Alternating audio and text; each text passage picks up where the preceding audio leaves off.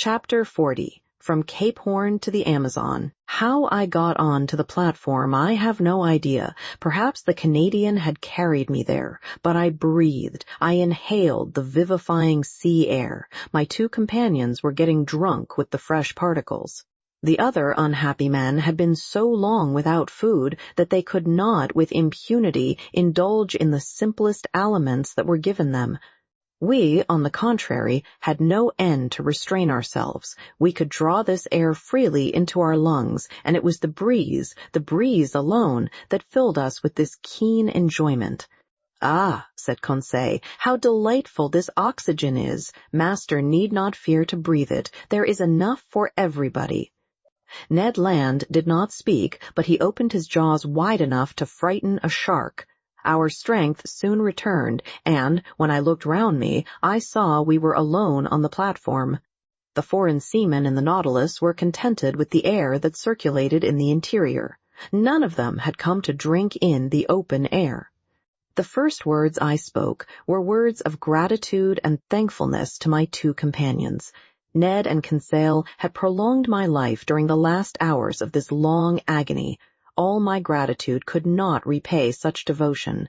"My friends," said I, "we are bound one to the other forever, and I am under infinite obligations to you." "Which I shall take advantage of," exclaimed the Canadian. "What do you mean?" said Conseil. "I mean that I shall take you with me when I leave this infernal Nautilus." "Well," said Conseil, "after all this, are we going right?" "Yes," I replied, "for we are going the way of the sun, and here the sun is in the north." "No doubt," said Ned Land, "but it remains to be seen whether he will bring the ship into the Pacific or the Atlantic Ocean, that is, into frequented or deserted seas." I could not answer that question, and I feared that Captain Nemo would rather take us to the vast ocean that touches the coasts of Asia and America at the same time. He would thus complete the tour round the submarine world and return to those waters in which the Nautilus could sail freely. We ought, before long, to settle this important point. The Nautilus went at a rapid pace. The polar circle was soon passed, and the course shaped for Cape Horn. We were off the American point March 31st at 7 o'clock in the evening. Then all our past sufferings were forgotten. The remembrance of that imprisonment in the ice was effaced from our minds. We only thought of the future. Captain Nemo did not appear again either in the drawing-room or on the platform. The point shone each day on the planisphere, and, marked by the lieutenant, showed me the exact direction of the Nautilus. Now, on that evening, it was evident, to my great satisfaction, that we were going back to the north by the Atlantic. The next day, April 1st, when the Nautilus ascended to the surface some minutes before noon, we sighted land to the west. It was Terra del Fuego, which the first navigators named thus from seeing the quantity of smoke that rose from the natives' huts. The coast seemed low to me, but in the distance rose high mountains. I even thought I had a glimpse of Mount Sarmiento that rises 2,070 yards above the level of the sea with a very pointed summit, which, according as it is misty or clear, is a sign of fine or of wet weather. At this moment, the peak was clearly defined against the sky. The Nautilus, diving again under the water, approached the coast, which was only some few miles off. From the glass windows in the drawing-room, I saw long seaweeds and gigantic fushi and varesh, of which the open polar sea contains so many specimens, with their sharp, polished filaments. They measured about 300 yards in length. Real cables, thicker than one's thumb. And, having great tenacity, they are often used as ropes for vessels. Another weed known as velp, with leaves 4 feet long buried in the coral concretions, hung at the bottom. It served as nest and food for myriads of crustacea and mollusks, crabs and cuttlefish. There, seals and otters had splendid repasts, eating the flesh of fish with sea vegetables, according to the English fashion. Over this fertile and luxuriant ground the Nautilus passed with great rapidity. Towards evening it approached the Falkland group, the rough summits of which I recognized the following day. The depth of the sea was moderate. On the shores our nets brought in beautiful specimens of seaweed, and particularly a certain fucus, the roots of which were filled with the best mussels in the world. Geese and ducks fell by dozens on the platform, and soon took their places in the pantry on board. When the last heights of the Falklands had disappeared from the horizon, the Nautilus sank to between 20 and 25 yards and followed the American coast. Captain Nemo did not show himself. Until the 3rd of April, we did not quit the shores of Patagonia, sometimes under the ocean, sometimes at the surface. The Nautilus passed beyond the large estuary formed by the Plata and was, on the 4th of April, 56 miles off Uruguay. Its direction was northwards and followed the long windings of the coast of South America. We had then made 1,600 miles since our embarkation in the seas of Japan. About 11 o'clock in the morning, the Tropic of Capricorn was crossed on the 37th meridian, and we passed Cape Frio standing out to sea. Captain Nemo, to Ned Land's great displeasure, did not like the neighborhood of the inhabited coasts of Brazil, for we went at a giddy speed. Not a fish, not a bird of the swiftest kind could follow us, and the natural curiosities of these seas escaped all observation. This speed was kept up for several days, and in the evening of the 9th of April we sighted the most easterly point of South America that forms Cape San Roque. But then the Nautilus swerved again and sought the lowest depth of a submarine valley which is between this cape and Sierra Leone on the African coast. This valley bifurcates to the parallel of the Antilles and terminates at the north by the enormous depression of 9,000 yards. In this place, the geological basin of the ocean forms, as far as the Lesser Antilles, a cliff of 3.5 miles perpendicular in height, and, at the parallel of the Cape Verde Islands, another wall not less considerable. That encloses thus all the sunk continent of the Atlantic. The bottom of this immense valley is dotted with some mountains that give to these submarine places a picturesque aspect. I speak, moreover, from the manuscript charts that were in the library of the Nautilus. Charts evidently due to Captain Nemo's hand and made after his personal observations. For 2 days the desert and deep waters were visited by means of the inclined planes. The Nautilus was furnished with long diagonal broadsides which carried it to all elevations. But on the 11th of April it rose suddenly, and land appeared at the mouth of the Amazon River, a vast estuary, the embouchure of which is so considerable that it freshens the sea-water for the distance of several leagues. The equator was crossed. 20 miles to the west were the Guianas, a French territory, on which we could have found an easy refuge, but a stiff breeze was blowing, and the furious waves would not have allowed a single boat to face them. Ned Land understood that, no doubt, for he spoke not a word about it. For my part, I made no allusion to his schemes of flight, for I would not urge him to make an attempt that must inevitably fail. I made the time pass pleasantly by interesting studies. During the days of April 11th and 12th, the Nautilus did not leave the surface of the sea, and the net brought in a marvelous haul of zoophytes, fish, and reptiles. Some zoophytes had been fished up by the chain of the nets. They were, for the most part, beautiful fictilines, belonging to the actinidian family, and among other species, the Fictilis pertexta, peculiar to that part of the ocean, with a little cylindrical trunk, ornamented with vertical lines, speckled with red dots, crowning a marvelous blossoming of tentacles. As to the mollusks, they consisted of some I had already observed. Turritellas, olive porphyras with regular lines intercrossed, with red spots standing out plainly against the flesh, odd pteroceras like petrified scorpions, translucid hyalias, argonauts, cuttlefish, excellent eating, and certain species of calmars that naturalists of antiquity have classed amongst the flying fish, and that serve principally for bait for cod fishing. I had now an opportunity of studying several species of fish on these shores. Amongst the cartilaginous ones, petromyzons prica, a sort of eel 15 inches long, with a greenish head, violet fins, gray-blue back, brown belly, silvered and sewn with bright spots, the pupil of the eye encircled with gold. A curious animal that the current of the Amazon had drawn to the sea, for they inhabit fresh waters.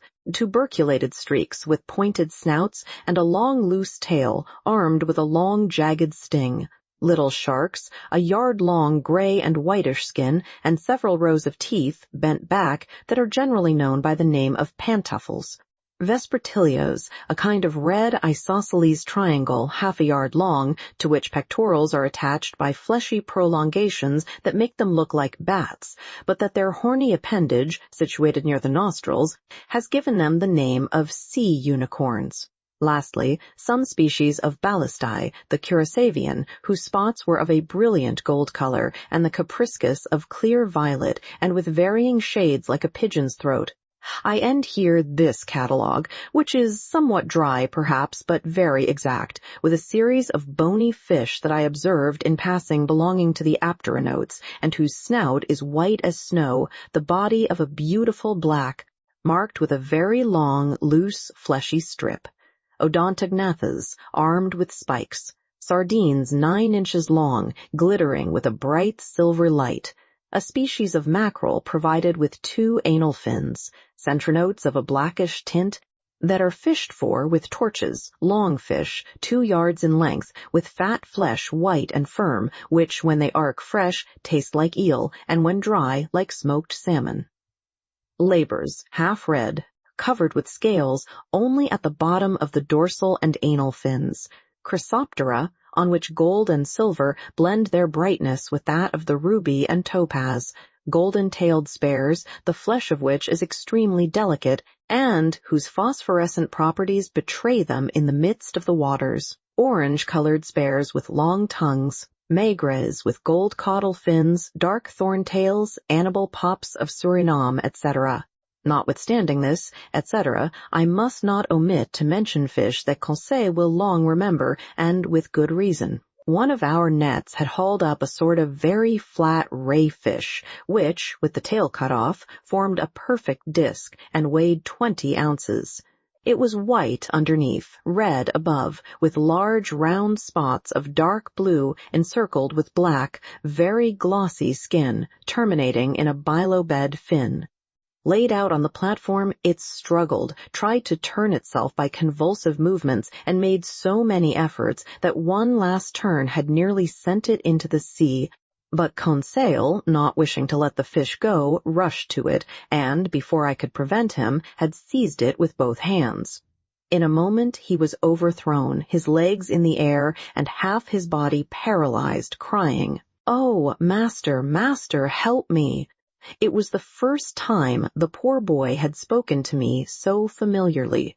The Canadian and I took him up and rubbed his contracted arms till he became sensible. The unfortunate Conseil had attacked a cramp fish of the most dangerous kind, the cumana. This odd animal, in a medium conductor like water, strikes fish at several yards' distance. So great is the power of its electric organ, the 2 principal surfaces of which do not measure less than 27 square feet. The next day, April 12th, the Nautilus approached the Dutch coast, near the mouth of the Maroni. There several groups of sea cows herded together. They were manatees that, like the dugong and the stellara, belong to the Sirenian order. These beautiful animals, peaceable and inoffensive, from 18 to 21 feet in length, weigh at least 1,600 weight. I told Ned Land and Conseil that provident nature had assigned an important role to these mammalia. Indeed, they, like the seals, are designed to graze on the submarine prairies, and thus destroy the accumulation of weed that obstructs the tropical rivers. And do you know, I added, what has been the result since men have almost entirely annihilated this useful race? That the putrefied weeds have poisoned the air, and the poisoned air causes the yellow fever that desolates these beautiful countries. Enormous vegetations are multiplied under the torrid seas, and the evil is irresistibly developed from the mouth of the Rio de la Plata to Florida. If we are to believe Toussaint, this plague is nothing to what it would be if the seas were cleaned of whales and seals. Then, infested with pulps, medusa, and cuttlefish, they would become immense centers of infection, since their waves would not possess these vast stomachs that God had charged to infest the surface of the seas. Chapter 41. The Pulps. For several days, the Nautilus kept off from the American coast. Evidently, it did not wish to risk the tides of the Gulf of Mexico or of the Sea of the Antilles. April 16th, we sighted Martinique and Guadeloupe from a distance of about 30 miles. I saw their tall peaks for an instant. The Canadian, who counted on carrying out his projects in the Gulf by either landing or hailing one of the numerous boats that coast from one island to another, was quite disheartened. Flight would have been quite practicable if Ned Land had been able to take possession of the boat without the captain's knowledge, but in the open sea it could not be thought of. The Canadian, Conseil, and I had a long conversation on this subject. For 6 months we had been prisoners on board the Nautilus. We had traveled 17,000 leagues, and, as Ned Land said, there was no reason why it should come to an end. We could hope nothing from the captain of the Nautilus, but only from ourselves. Besides, for some time past he had become graver, more retired, less sociable. He seemed to shun me. I met him rarely. Formerly he was pleased to explain the submarine marvels to me. Now he left me to my studies, and came no more to the saloon. What change had come over him? For what cause? For my part, I did not wish to bury with me my curious and novel studies. I had now the power to write the true book of the sea, and this book, sooner or later, I wished to see daylight. The land nearest us was the archipelago of the Bahamas. There rose high submarine cliffs covered with large weeds. It was about 11 o'clock when Ned Land drew my attention to a formidable pricking, like the sting of an ant, which was produced by means of large seaweeds. "Well," I said, "these are proper caverns for pulps, and I should not be astonished to see some of these monsters." "What?" said Conseil. "Cuttlefish, real cuttlefish of the cephalopod class." "No," I said, "pulps of huge dimensions." "I will never believe that such animals exist," said Ned.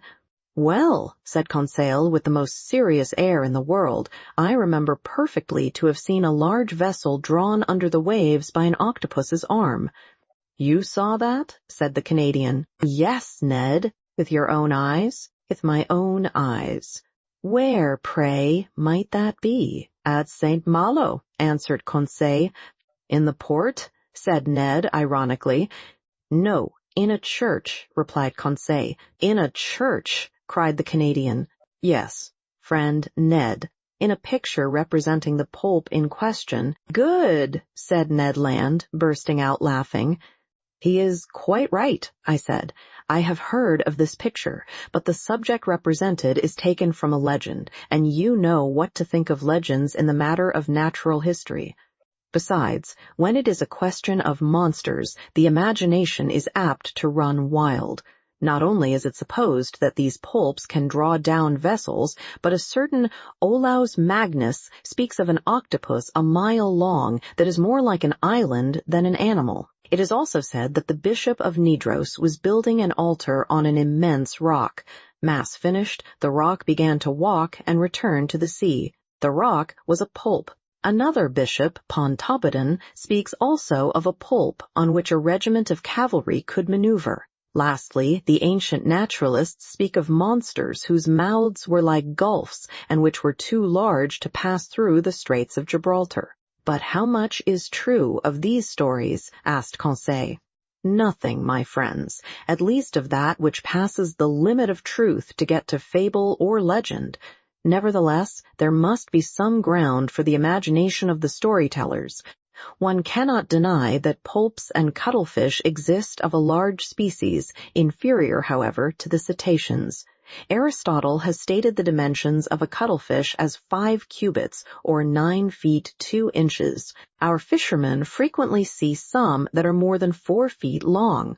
Some skeletons of poulps are preserved in the museums of Trieste and Montpellier that measure 2 yards in length. Besides, according to the calculations of some naturalists, one of these animals only 6 feet long would have tentacles 27 feet long. That would suffice to make a formidable monster. "Do they fish for them in these days?" asked Ned. "If they do not fish for them, sailors see them at least. One of my friends, Captain Paul Boss of Havre, has often affirmed that he met one of these monsters of colossal dimensions in the Indian seas. But the most astonishing fact, and which does not permit of the denial of the existence of these gigantic animals, happened some years ago, in 1861. "What is the fact?" asked Ned Land. This is it. In 1861, to the northeast of Tenerife, very nearly in the same latitude we are in now, the crew of the dispatch boat Elector perceived a monstrous cuttlefish swimming in the waters. Captain Boger went near to the animal and attacked it with harpoon and guns, without much success, for balls and harpoons glided over the soft flesh. After several fruitless attempts, the crew tried to pass a slipknot round the body of the mollusk.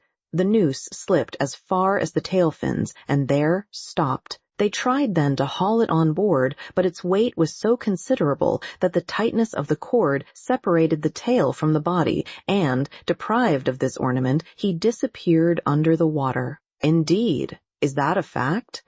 An indisputable fact, my good Ned. They proposed to name this pulp Bouguer's cuttlefish. "What length was it?" asked the Canadian. "Did it not measure about 6 yards?" said Conseil, who, posted at the window, was examining again the irregular windings of the cliff. "Precisely," I replied. "Its head," rejoined Conseil, "was it not crowned with 8 tentacles that beat the water like a nest of serpents?" "Precisely. Had not its eyes, placed at the back of its head, considerable development?" "Yes, Conseil." "And was not its mouth like a parrot's beak?" "Exactly, Conseil." "Very well, no offense to master," he replied quietly. "If this is not Bouguer's cuttlefish, it is, at least, one of its brothers." I looked at Conseil. Ned Land hurried to the window. "What a horrible beast!" he cried. I looked in my turn, and could not repress a gesture of disgust. Before my eyes was a horrible monster worthy to figure in the legends of the marvelous. It was an immense cuttlefish, being 8 yards long. It swam crossways in the direction of the Nautilus with great speed, watching us with its enormous, staring green eyes. Its 8 arms, or rather feet, fixed to its head, that have given the name of cephalopod to these animals, were twice as long as its body, and were twisted like the Fury's hair. One could see the 250 air holes on the inner side of the tentacles. The monster's mouth, a horned beak like a parrot's, opened and shut vertically. Its tongue, a horned substance, furnished with several rows of pointed teeth, came out quivering from this veritable pair of shears. What a freak of nature! A bird's beak on a mollusk! Its spindle-like body formed a fleshy mass that might weigh 4,000 to 5,000 pounds, the varying color changing with great rapidity according to the irritation of the animal, passed successively from livid gray to reddish brown. What irritated this mollusk? No doubt the presence of the Nautilus, more formidable than itself, and on which its suckers or its jaws had no hold. Yet what monsters these pulps are! What vitality the Creator has given them! What vigor in their movements! And they possess 3 hearts. Chance had brought us in presence of this cuttlefish, and I did not wish to lose the opportunity of carefully studying this specimen of cephalopods. I overcame the horror that inspired me, and, taking a pencil, began to draw it. "Perhaps this is the same which the Elector saw," said Conseil. "No," replied the Canadian, "for this is whole, and the other had lost its tail." "That is no reason," I replied. "The arms and tails of these animals are reformed by renewal, and in 7 years the tail of Boger's cuttlefish has no doubt had time to grow." By this time other poulps appeared at the port light. I counted 7. They formed a procession after the Nautilus, and I heard their beaks gnashing against the iron hull. I continued my work. These monsters kept in the water with such precision that they seemed immovable. Suddenly, the Nautilus stopped. A shock made it tremble in every plate. "Have we struck anything?" I asked. "In any case," replied the Canadian, "we shall be free, for we are floating." The Nautilus was floating, no doubt, but it did not move. A minute passed. Captain Nemo, followed by his lieutenant, entered the drawing-room. I had not seen him for some time. He seemed dull. Without noticing or speaking to us, he went to the panel, looked at the pulps, and said something to his lieutenant. The latter went out. Soon the panels were shut. The ceiling was lighted. I went towards the captain. "A curious collection of pulps," I said. "Yes, indeed, Mr. Naturalist," he replied, "and we are going to fight them, man to beast." I looked at him. I thought I had not heard aright. "Man to beast," I repeated. "Yes, sir. The screw is stopped. I think that the horny jaws of one of the cuttlefish is entangled in the blades. That is what prevents our moving. What are you going to do?" "Rise to the surface and slaughter this vermin." A difficult enterprise. Yes, indeed. The electric bullets are powerless against the soft flesh where they do not find resistance enough to go off. But we shall attack them with the hatchet. "And the harpoon, sir," said the Canadian, "if you do not refuse my help." "I will accept it, Master Land." "We will follow you," I said, and, following Captain Nemo, we went towards the central staircase. There, about 10 men with boarding hatchets were ready for the attack. Conseil and I took 2 hatchets. Ned Land seized a harpoon. The Nautilus had then risen to the surface. One of the sailors, posted on the top ladder step, unscrewed the bolts of the panels. But hardly were the screws loosed when the panel rose with great violence, evidently drawn by the suckers of a pulp's arm. Immediately one of these arms slid like a serpent down the opening, and 20 others were above. With one blow of the axe, Captain Nemo cut this formidable tentacle that slid wriggling down the ladder. Just as we were pressing one on the other to reach the platform, 2 other arms, lashing the air, came down on the seaman placed before Captain Nemo and lifted him up with irresistible power. Captain Nemo uttered a cry and rushed out. We hurried after him.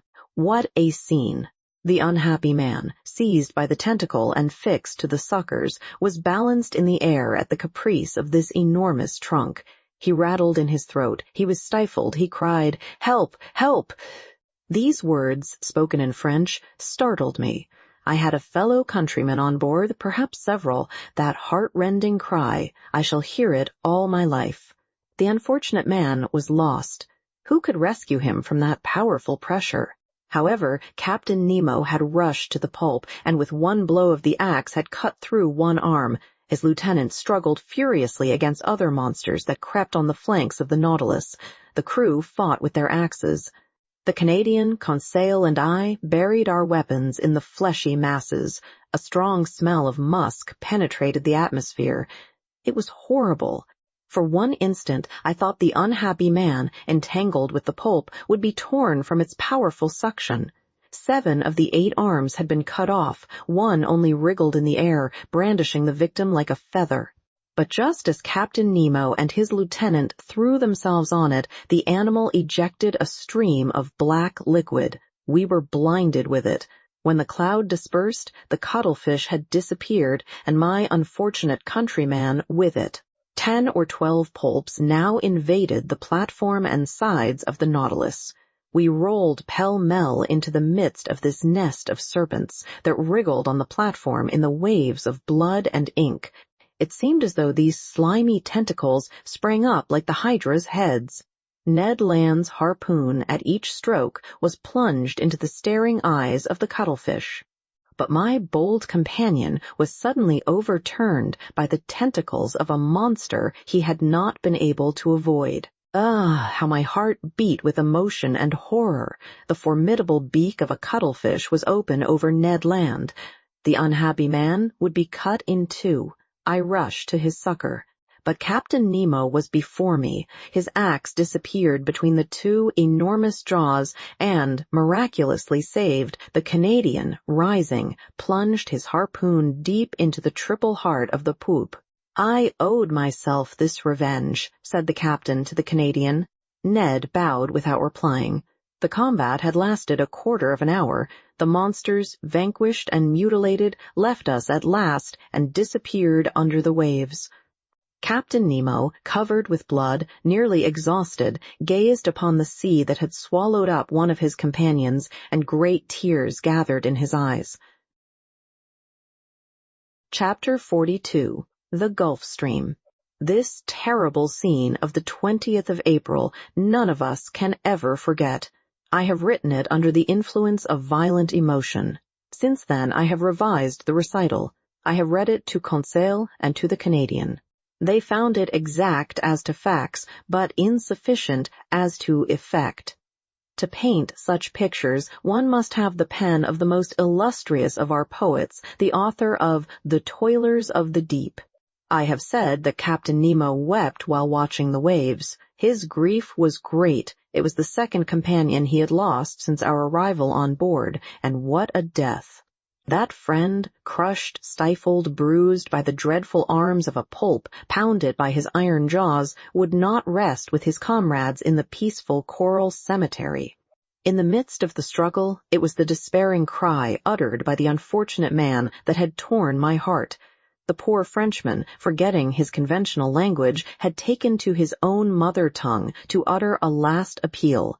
Amongst the crew of the Nautilus, associated with the body and soul of the captain, recoiling like him from all contact with men, I had a fellow countryman.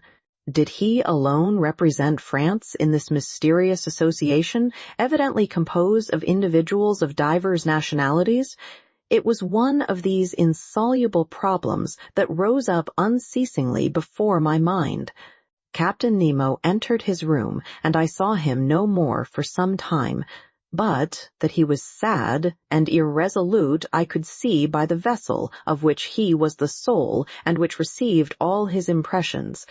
The Nautilus did not keep on in its settled course. It floated about like a corpse at the will of the waves. It went at random. He could not tear himself away from the scene of the last struggle, from this sea that had devoured one of his men. 10 days passed thus. It was not till the 1st of May that the Nautilus resumed its northerly course, after having sighted the Bahamas at the mouth of the Bahama Canal. We were then following the current from the largest river to the sea that has its banks, its fish, and its proper temperatures. I mean the Gulf Stream. It is really a river that flows freely to the middle of the Atlantic and whose waters do not mix with the ocean waters. It is a salt river, salter than the surrounding sea. Its mean depth is 1,500 fathoms, its mean breadth 10 miles. In certain places, the current flows with the speed of 2.5 miles an hour. The body of its waters is more considerable than that of all the rivers in the globe. It was on this ocean river that the Nautilus then sailed. I must add that, during the night, the phosphorescent waters of the Gulf Stream rivaled the electric power of our watchlight, especially in the stormy weather that threatened us so frequently. May 8th. We were still crossing Cape Hatteras at the height of North Carolina. The width of the Gulf Stream there is 75 miles, and its depth 210 yards. The Nautilus still went at random. All supervision seemed abandoned. I thought that under these circumstances, escape would be possible. Indeed, the inhabited shores offered anywhere an easy refuge. The sea was incessantly plowed by the steamers that ply between New York or Boston and the Gulf of Mexico, and overrun day and night by the little schooners coasting about the several parts of the American coast. We could hope to be picked up. It was a favorable opportunity, notwithstanding the 30 miles that separated the Nautilus from the coasts of the Union. One unfortunate circumstance thwarted the Canadians' plans. The weather was very bad. We were nearing those shores where tempests are so frequent, that country of waterspouts and cyclones actually engendered by the current of the Gulf Stream. To tempt the sea in a frail boat was certain destruction. Ned Land owned this himself.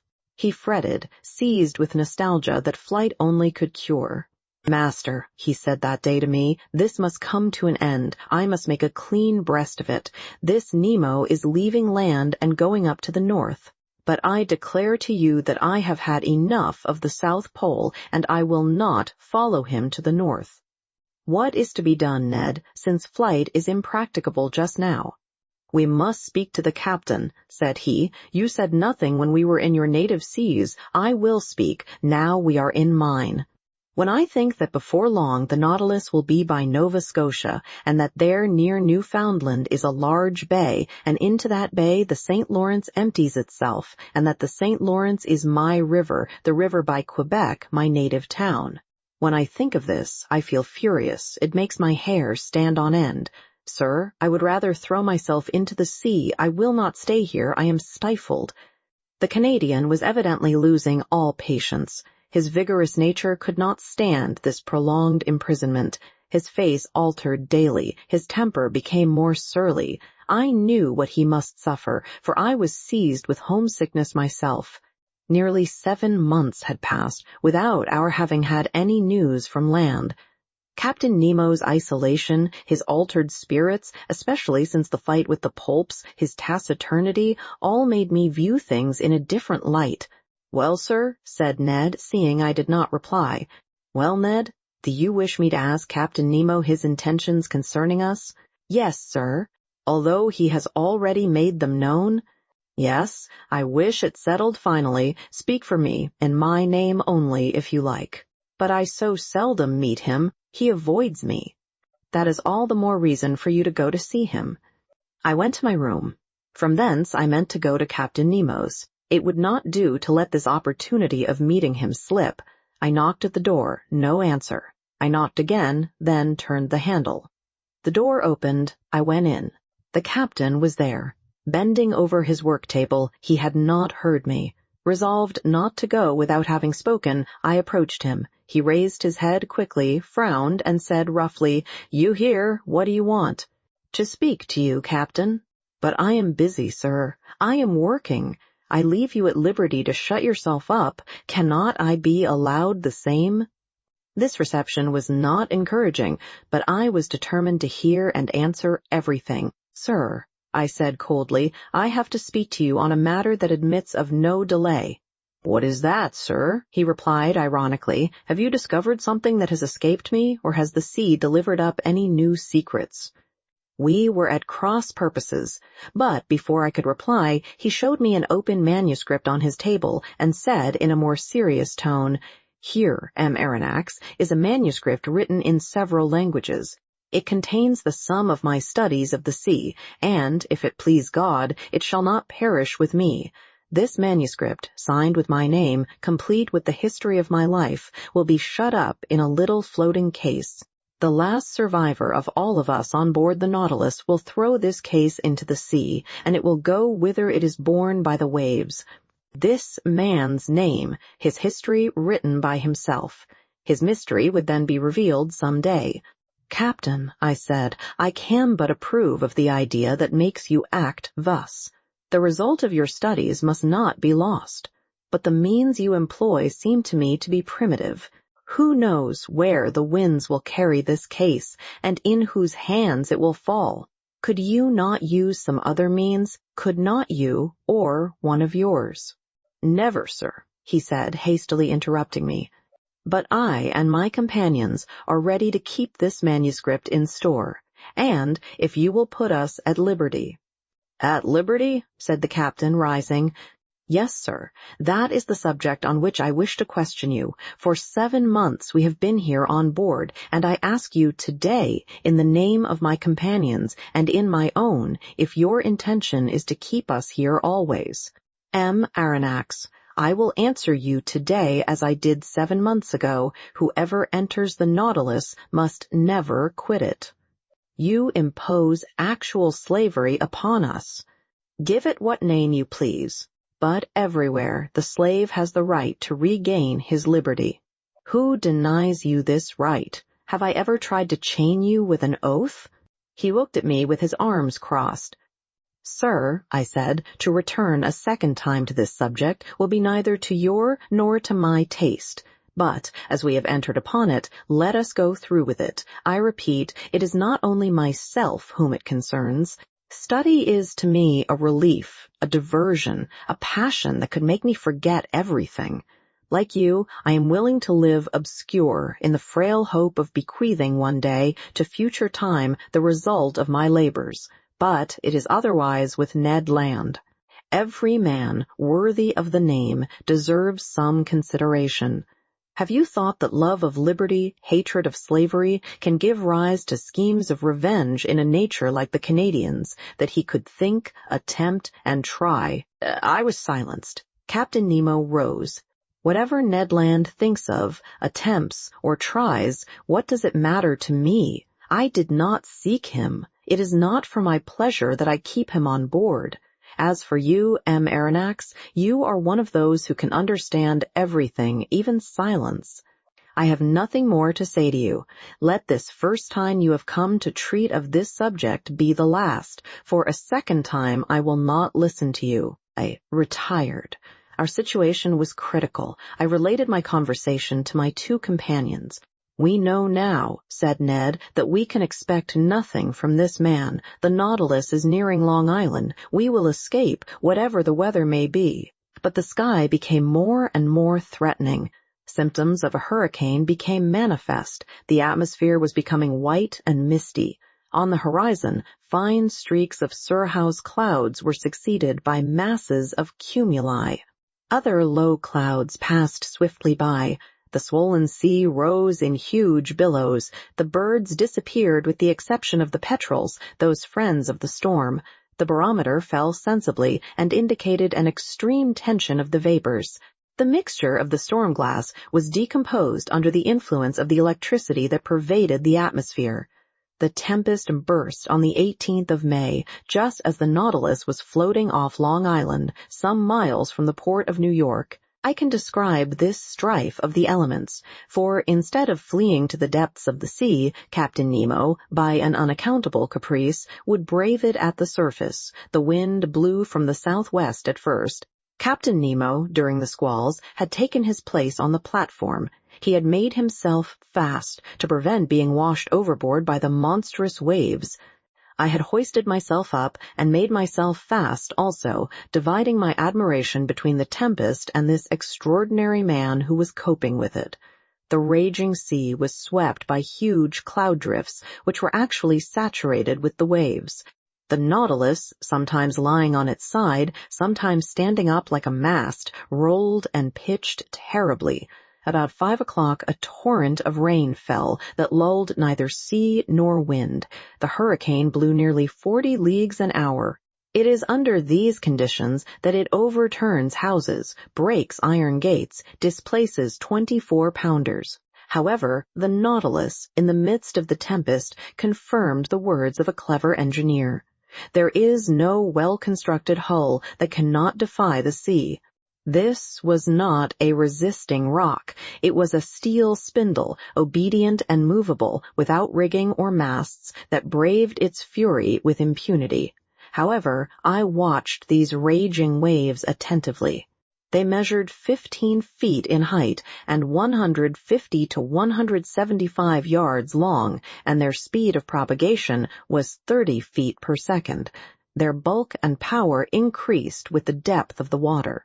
Such waves as these at the Hebrides have displaced a mass weighing 8,400 pounds.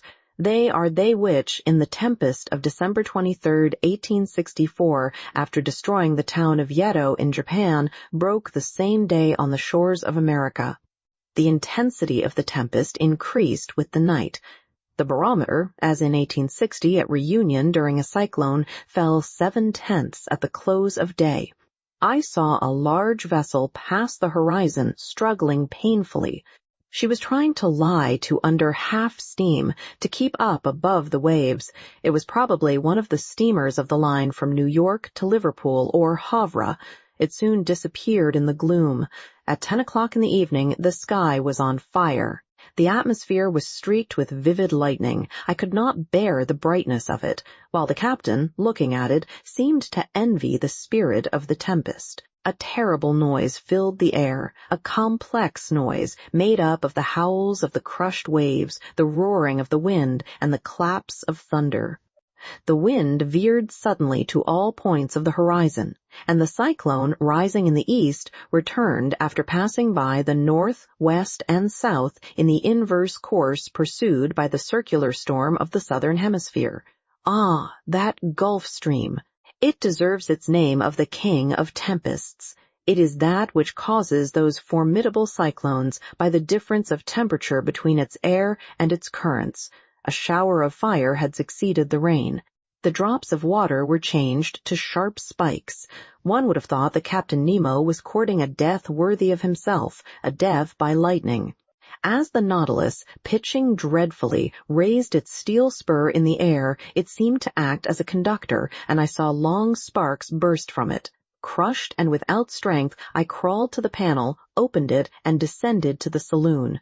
The storm was then at its height. It was impossible to stand upright in the interior of the Nautilus. Captain Nemo came down about 12. I heard the reservoirs filling by degrees, and the Nautilus sank slowly beneath the waves. Through the open windows in the saloon, I saw large fish, terrified, passing like phantoms in the water. Some were struck before my eyes. The Nautilus was still descending. I thought that at about 8 fathoms deep we should find a calm. But no. The upper beds were too violently agitated for that. We had to seek repose at more than 25 fathoms in the bowels of the deep. But there, what quiet, what silence, what peace! Who could have told that such a hurricane had been let loose on the surface of that ocean? Chapter 43. From latitude 47 degrees 24 minutes to longitude 17 degrees 28 minutes. In consequence of the storm, we had been thrown eastward once more. All hope of escape on the shores of New York or St. Lawrence had faded away, and poor Ned, in despair, had isolated himself like Captain Nemo. Conseil and I, however, never left each other. I said that the Nautilus had gone aside to the east. I should have said, to be more exact, the northeast. For some days it wandered first on the surface, and then beneath it, amid those fogs so dreaded by sailors. What accidents are due to these thick fogs? What shocks upon these reefs when the wind drowns the breaking of the waves? What collisions between vessels, in spite of their warning lights, whistles, and alarm bells? And the bottoms of these seas look like a field of battle, where still lie all the conquered of the ocean, some old and already encrusted, others fresh and reflecting from their iron bands and copper plates the brilliancy of our lantern. On the 15th of May, we were at the extreme south of the Bank of Newfoundland. This bank consists of alluvia, or large heaps of organic matter brought either from the equator by the Gulf Stream or from the North Pole by the counter-current of cold water which skirts the American coast. There also are heaped up those erratic blocks which are carried along by the broken ice, and close by a vast charnel house of mollusks which perish here by millions. The depth of the sea is not great at Newfoundland, not more than some hundreds of fathoms, but towards the south is a depression of 1,500 fathoms. There the Gulf Stream widens. It loses some of its speed and some of its temperature, but it becomes a sea. It was on the 17th of May, about 500 miles from Heart's Content, at a depth of more than 1,400 fathoms, that I saw the electric cable lying on the bottom.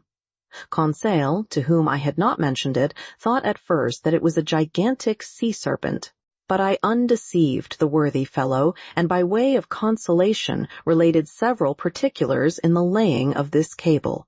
The first one was laid in the years 1857 and 1858. but after transmitting about 400 telegrams, would not act any longer. In 1863, the engineers constructed another one, measuring 2,000 miles in length and weighing 4,500 tons, which was embarked on the Great Eastern. This attempt also failed.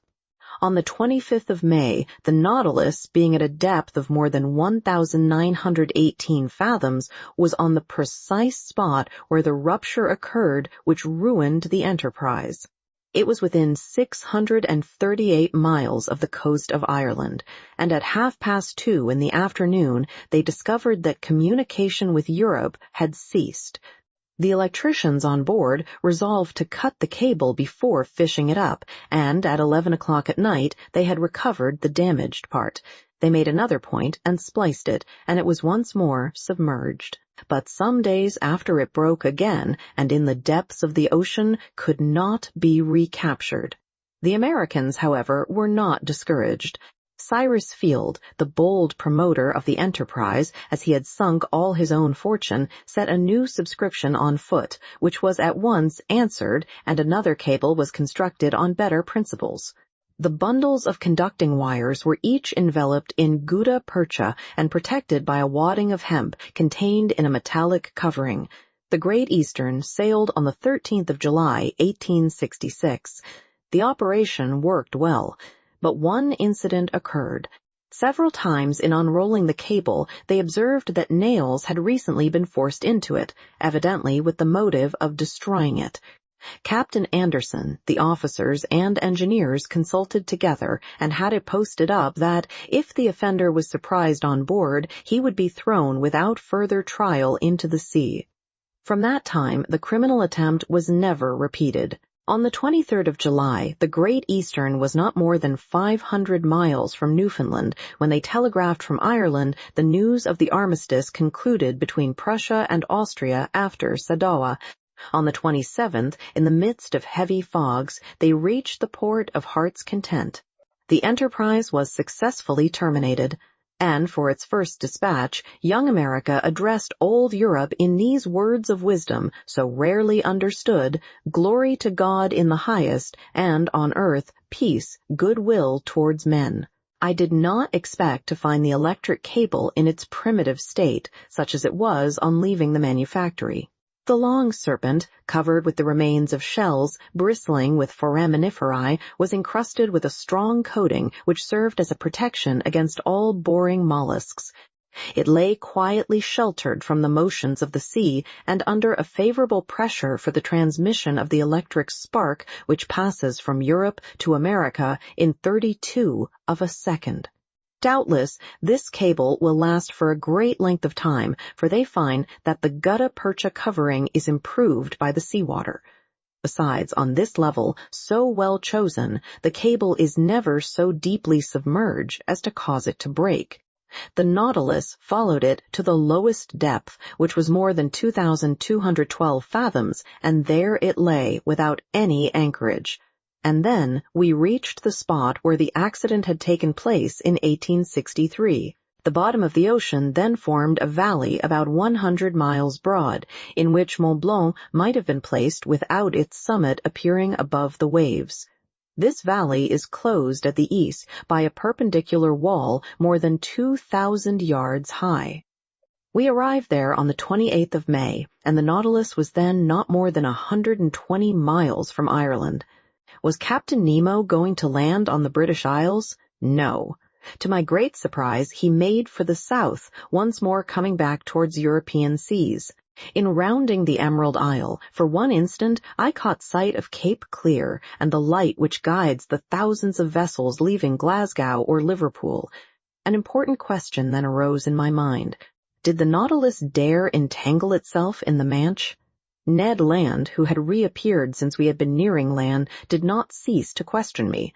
How could I answer? Captain Nemo remained invisible. After having shown the Canadian a glimpse of American shores, was he going to show me the coast of France? But the Nautilus was still going southward. On the 30th of May, it passed in sight of Land's End, between the extreme point of England and the Scilly Isles, which were left to starboard. If we wished to enter the Manche, he must go straight to the east. He did not do so. During the whole of the 31st of May, the Nautilus described a series of circles on the water which greatly interested me. It seemed to be seeking a spot it had some trouble in finding. At noon, Captain Nemo himself came to work the ship's log. He spoke no word to me, but seemed gloomier than ever. What could sadden him thus? Was it his proximity to European shores? Had he some recollections of his abandoned country? If not, what did he feel, remorse or regret? For a long while this thought haunted my mind, and I had a kind of presentiment that before long chance would betray the captain's secrets. The next day, the 1st of June, the Nautilus continued the same process. It was evidently seeking some particular spot in the ocean. Captain Nemo took the sun's altitude as he had done the day before. The sea was beautiful, the sky clear. About 8 miles to the east, a large steam vessel could be discerned on the horizon. No flag fluttered from its mast, and I could not discover its nationality. Some minutes before the sun passed the meridian, Captain Nemo took his sextant and watched with great attention. The perfect rest of the water greatly helped the operation. The Nautilus was motionless. It neither rolled nor pitched. I was on the platform when the altitude was taken, and the captain pronounced these words, "It is here." He turned and went below. Had he seen the vessel which was changing its course and seemed to be nearing us? I could not tell. I returned to the saloon. The panels closed. I heard the hissing of the water in the reservoirs. The Nautilus began to sink, following a vertical line, for its screw communicated no motion to it. Some minutes later, it stopped at a depth of more than 420 fathoms, resting on the ground. The luminous ceiling was darkened, then the panels were opened, and through the glass I saw the sea brilliantly illuminated by the rays of our lantern for at least half a mile round us. I looked to the port side and saw nothing but an immensity of quiet waters. But to starboard, on the bottom, appeared a large protuberance which at once attracted my attention. One would have thought it a ruin buried under a coating of white shells, much resembling a covering of snow. Upon examining the mass attentively, I could recognize the ever-thickening form of a vessel bare of its masts, which must have sunk. It certainly belonged to past times. This wreck, to be thus encrusted with the lime of the water, must already be able to count many years past at the bottom of the ocean. What was this vessel? Why did the Nautilus visit its tomb? Could it have been aught but a shipwreck which had drawn it under the water? I knew not what to think, when near me in a slow voice I heard Captain Nemo say, "At one time this ship was called the Marseillaise. It carried 74 guns and was launched in 1762. In 1778, the 13th of August, commanded by La Poype Vertrue, it fought boldly against the Preston. In 1779, on the 4th of July, it was at the taking of Grenada with the squadron of Admiral Estaing. In 1781, on the 5th of September, it took part in the Battle of Comte de Grasse in Chesapeake Bay. In 1794, the French Republic changed its name.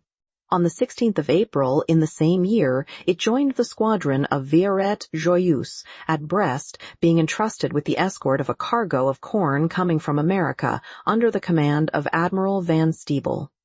On the 11th and 12th prairol of the second year, this squadron fell in with an English vessel. Sir, today is the 13th prairol, the 1st of June, 1868. It is now 74 years ago, day for day on this very spot, in latitude 47 degrees 24 minutes, longitude 17 degrees 28 minutes, that this vessel, after fighting heroically, losing its 3 masts, with the water in its hold, and the third of its crew disabled, preferred sinking with its 356 sailors to surrendering, and, nailing its colors to the poop, disappeared under the waves to the cry of "Long live the Republic." "The Avenger?" I exclaimed. "Yes, sir, the Avenger. A good name," muttered Captain Nemo, crossing his arms.